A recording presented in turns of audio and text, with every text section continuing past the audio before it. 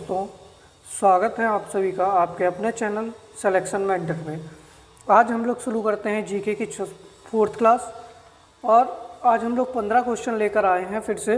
और ये 15 क्वेश्चन आप लोगों के लिए इम्पॉर्टेंट हैं। आप लोग एक पेन पेपर लेकर बैठ जाइएगा और जितने भी क्वेश्चन का जो एडिशनल जानकारी है उसको आप लोग नोट करते रहिएगा। शुरू करते हैं हम आज का पहला प्रश्न। पहला प्रश्न है कि बाबा बुदान पर्वत स्थित है। तो बाबा बुदान पर्वत कहाँ स्थित है? ए ऑप्शन है कर्नाटक, बी ऑप्शन है महाराष्ट्र, सी ऑप्शन है आपका केरल और डी ऑप्शन है तमिलनाडु।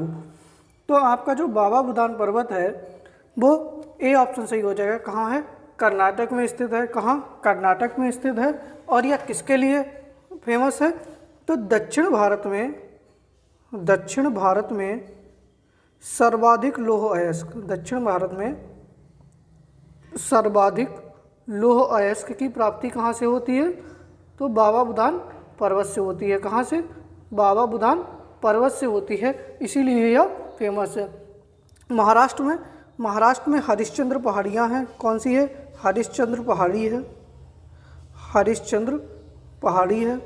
और हरिश्चंद्र पहाड़ी पर जो है वो आपका कौन सी, इसकी महाराष्ट्र की सबसे ऊंची चोटी कौन सी है? कलसूबाई। कौन सी है? कलसूबाई। तो कलसूबाई चोटी जो है वो महाराष्ट्र की सबसे ऊंची चोटी है और किस पर स्थित है? हरिश्चंद्र पहाड़ी पर स्थित है। सी ऑप्शन है आपके पास में केरल। तो केरल में क्या है? केरल में दक्षिण भारत की सबसे ऊंची चोटी कौन सी है? अनाईमुड़ी। कौन सी है? अनाईमुड़ी। ठीक है, जो अनाईमुड़ी चोटी है वो कहाँ पर है? केरल राज्य में है और यह दक्षिण भारत की सबसे ऊंची चोटी है। और तमिलनाडु में जो है वो आपकी है डोड्डा बेटा। कौन सी है? डोड्डा बेटा। ठीक है, डोड्डा बेटा भी कहीं कहीं लिखा होता है।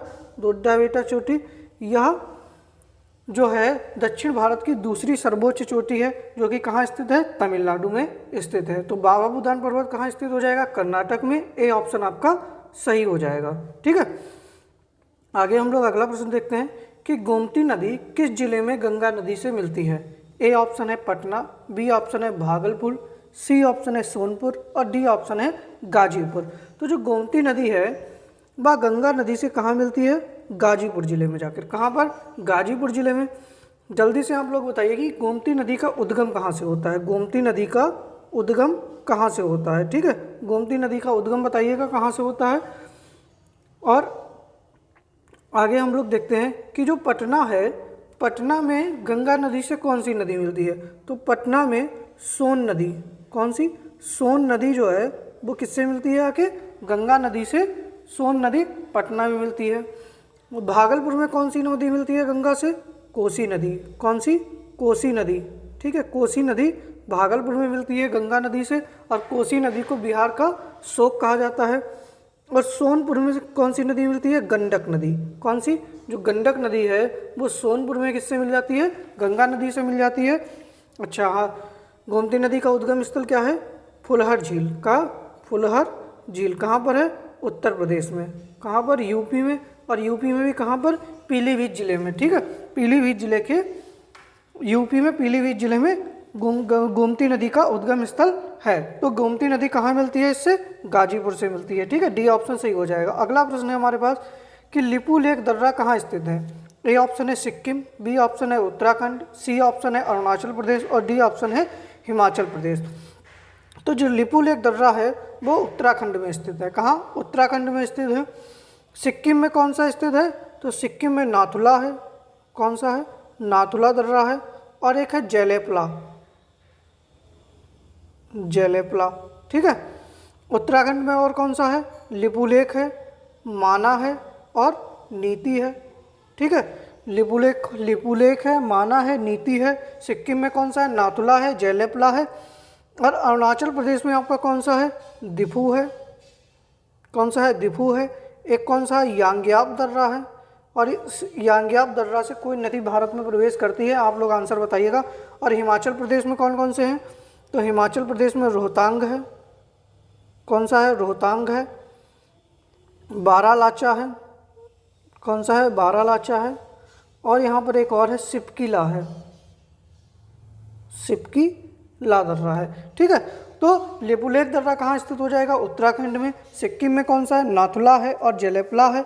अरुणाचल प्रदेश में दिफू है, यांग्याप है, और हिमाचल प्रदेश में रोहतांग दर्रा है, बारालाचा है और सिपकीला दर्रा है। ठीक है, तो इसका आंसर कौन सा सही हो जाएगा? बी ऑप्शन सही हो जाएगा। आगे हम लोग चौथा प्रश्न करते हैं कि किस संविधान संशोधन के तहत संपत्ति के अधिकार को कानूनी अधिकार बनाया गया? ए ऑप्शन है 42वां संविधान संशोधन, ए ऑप्शन है 42वां संविधान संशोधन, बी ऑप्शन है 52वां संविधान संशोधन, सी ऑप्शन है 44वां संविधान संशोधन और डी ऑप्शन है आपका 61वां संविधान संशोधन। तो संपत्ति के अधिकार को कानूनी अधिकार कब बनाया गया? सी ऑप्शन सही हो जाएगा, वह 44वें संविधान संशोधन के तहत। और यह संविधान संशोधन कब हुआ था? 1978 में हुआ था। जो 42वां संविधान संशोधन है यह कब हुआ था? 1976 में हुआ था। इसमें क्या किया था? प्रस्तावना में संशोधन, प्रस्तावना में संशोधन। ठीक है, और इसमें क्या हुआ था? इसी के द्वारा हमको 42वें संविधान संशोधन के द्वारा मूल कर्तव्य जोड़े गए थे। क्या जोड़े गए थे? मूल कर्तव्य जोड़े गए थे। और आपका जो 52वां संविधान संशोधन है ये कब आया? 1985 में। कब आया? 1985 में आया। और इसके द्वारा क्या लाया गया? 52वें संविधान संशोधन के द्वारा 10वीं अनुसूची जोड़ी गई। क्या जोड़ी गई? 10वीं अनुसूची जोड़ी गई, 10वीं अनुसूची जोड़ी गई। ठीक है, और दल बदल कानून आया। क्या आया? दल बदल कानून। ठीक है, दल बदल कानून आया। और जो आपका 61वां संविधान संशोधन है ये कब आया? 1989 में आया। और इसके द्वारा क्या हुआ? मतदान की आयु 21 वर्ष से घटाकर 21 वर्ष से घटाकर कितनी कर दी गई? 18 वर्ष कर दी गई। कितनी? 18 वर्ष कर दी गई। तो संपत्ति के अधिकार को कानूनी अधिकार कब बनाया गया? तो आपका कौन सा ऑप्शन सही हो जाएगा? 44वां आंसर, 44वां संविधान संशोधन सही हो जाएगा। सी ऑप्शन आपका सही हो जाएगा। 5वां प्रश्न है हमारे पास में कि राज्य सूची पर संसद को किस अनुच्छेद के तहत विधि बनाने की शक्ति प्रदान की गई है? ए ऑप्शन है 263, बी ऑप्शन है 249, सी ऑप्शन है अनुच्छेद 266 और डी ऑप्शन है अनुच्छेद 280। तो जो राज्य सूची पर संसद जो है वो अनुच्छेद 249 के तहत, किसके? अनुच्छेद 249 के तहत विधि बनाने की शक्ति प्रदान की गई है। जो अनुच्छेद 263 है इसमें क्या है? अंतर्राज्यीय परिषद का गठन। अंतर्राज्यीय परिषद क्या है? अंतर्राज्यीय परिषद किसमें है? अनुच्छेद 263 में है।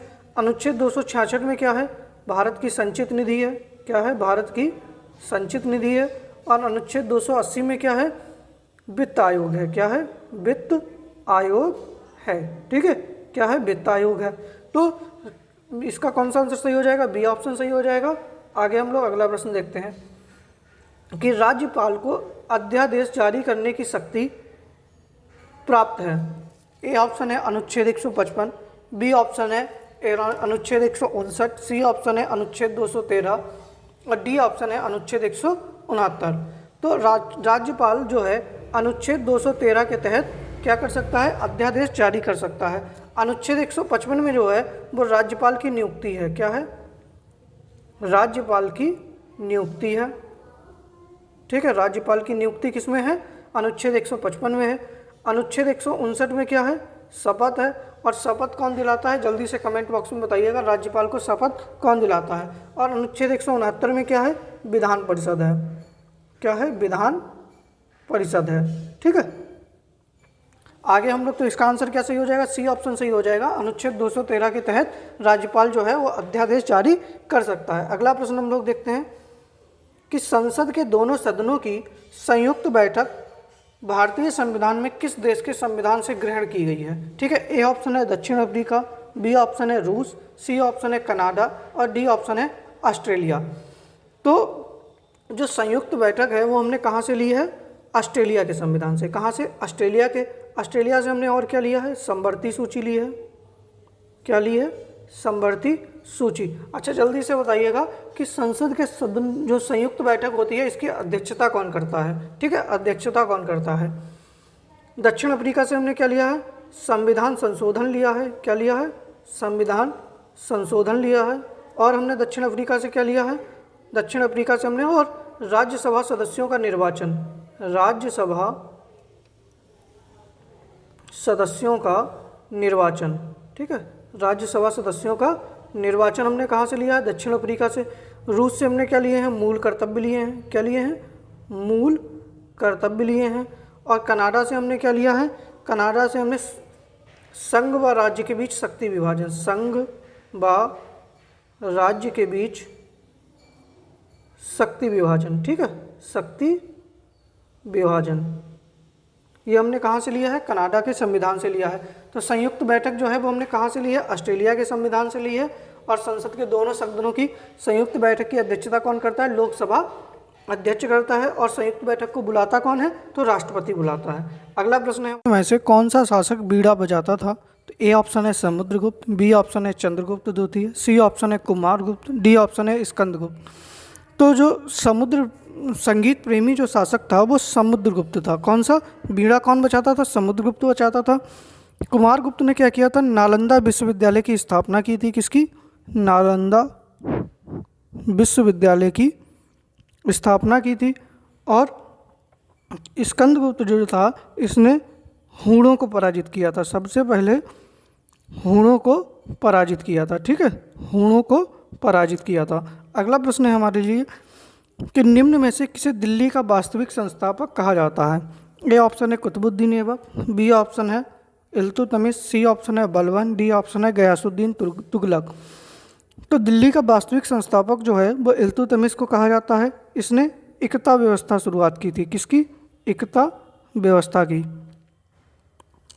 और जो कुतुबुद्दीन ऐबक था इसने कुतुब मीनार का निर्माण कराया था। किसका? कुतुब मीनार का निर्माण करवाया था। और कुतुबुद्दीन ऐबक गुलाम वंश का संस्थापक था। क्या था? गुलाम वंश का संस्थापक था। जो बलबन था इसने सिजदा एवं पेबोस प्रथा की शुरुआत की थी। सिजदा एवं पेबोस प्रथा की शुरुआत, ठीक है, सिजदा एवं पेबोस प्रथा की शुरुआत। और जो गयासुद्दीन तुगलक था यह तुगलक वंश का संस्थापक था। किसका था? तुगलक वंश का संस्थापक था। 10वां प्रश्न है हमारे पास में कि 1857 की क्रांति में फैजाबाद का नेतृत्व किसने किया? A option Maulvi Ahmadullah, B option Gajadhar Singh, C option Devi Singh, D option Khan Bahadur Khan. तो फैजाबाद का नेतृत्व किसने किया था? मौलवी अहमदुल्ला ने किया था। और जो गजाधर सिंह थे उन्होंने किसका नेतृत्व किया था? गोरखपुर का। किसका? गोरखपुर का नेतृत्व किसने किया था? गजाधर सिंह ने। देवी सिंह ने मथुरा का किया था। कहाँ का? मथुरा का। और जो खान बहादुर खान थे इन्होंने बरेली का किया था। किसका? बरेली का किया था। अगला प्रश्न है हमारे लिए कि 11वां प्रश्न है कि जलियांवाला बाग हत्याकांड कब हुआ? ए है मार्च 1919, बी ऑप्शन है 13 अप्रैल 1919, सी ऑप्शन है 6 अप्रैल 1919 और डी ऑप्शन है आपके पास में 1917। तो मार्च 1919 में क्या हुआ था? रॉलेट एक्ट आया। क्या आया? रॉलेट एक्ट आया, ठीक है। 13 अप्रैल 1919 को क्या हुआ? जलियांवाला बाग हत्याकांड हुआ। तो बी ऑप्शन इसका सही हो जाएगा। और 1917 में क्या हुआ था? चंपारण हुआ था। क्या हुआ था? चंपारण सत्याग्रह हुआ था, ठीक है। तो इसका बी ऑप्शन सही हो जाएगा। 13 अप्रैल 1919 को क्या हुआ था? जलियांवाला बाग हत्याकांड हुआ था। अगला प्रश्न है 12वां कि कागज की नाव किसकी पुस्तक है? ए ऑप्शन है बारो आनंद, बी ऑप्शन है लीलाधर जगूड़ी, सी ऑप्शन है झुम्पा लाहिड़ी, डी ऑप्शन है नासिरा शर्मा। तो कागज की नाव जो पुस्तक है वो नासिरा शर्मा की है। डी ऑप्शन सही हो जाएगा। और इनको 2019 में व्यास सम्मान मिला है। क्या है? 2019 में व्यास सम्मान मिला है, ठीक है। किसको? और जो पारो आनंद थी इनकी पुस्तक है बींग गांधी। क्या है? बींग गांधी, ठीक है। और जो आपके लीलाधर जगूड़ी हैं इनको 2018 में व्यास सम्मान मिला था। और इनकी पुस्तक है जितने लोग उतने प्रेम, जितने लोग उतने प्रेम। और जो झुम्पा लाहिड़ी है इनकी है द नेम सेक, ठीक है। अगला प्रश्न है हमारे लिए औद्योगिक विष अनुसंधान केंद्र कहाँ स्थित है? ए ऑप्शन है लखनऊ, बी ऑप्शन है कटक, सी ऑप्शन है रांची, डी ऑप्शन है शिमला। तो ए ऑप्शन सही हो जाएगा। कहाँ स्थित है? लखनऊ के अंदर स्थित है। कटक में क्या है? केंद्रीय चावल अनुसंधान केंद्र है। क्या है? केंद्रीय चावल अनुसंधान केंद्र है। ठीक है। और जो रांची में क्या है? भारतीय लाख अनुसंधान है। भारतीय लाख अनुसंधान है। और जो शिमला में क्या है? केंद्रीय आलू अनुसंधान है। क्या है? केंद्रीय आलू अनुसंधान। ठीक है, क्या हो जाएगा? केंद्रीय आलू अनुसंधान केंद्र कहाँ है? शिमला में। भारतीय लाख अनुसंधान केंद्र कहाँ है?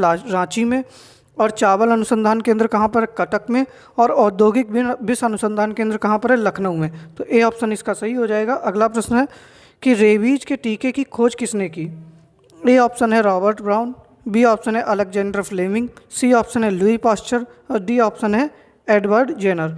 तो जो रेबीज का टीका है उसकी खोज किसने की थी? लुई पास्चर ने की थी। रॉबर्ट ब्राउन ने क्या की थी? केंद्रक की खोज की थी। किसकी? केंद्रक की खोज। अलेक्जेंडर फ्लेमिंग ने पेनिसिलिन की खोज की थी। किसकी?